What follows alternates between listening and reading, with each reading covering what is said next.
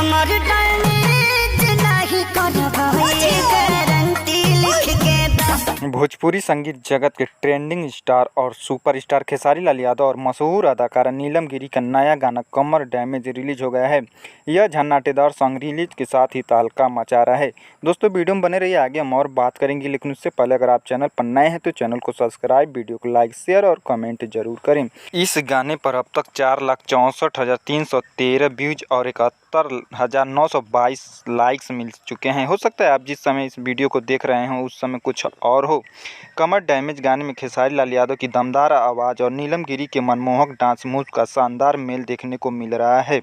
Aaradhya film के YouTube channel पर release इस गाने के बीट्स और लिरिक्स इतने आकर्षक हैं कि यह युवाओं के बीच तुरंत हिट हो गए हैं।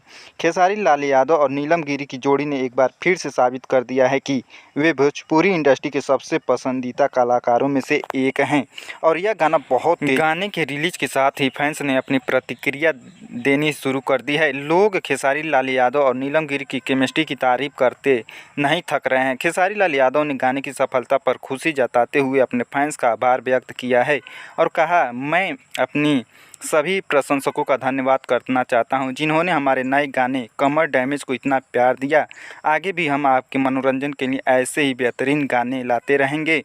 आप इस गाने पर ज़्यादा से ज़्यादा रील और शेयर ज़रूर करें।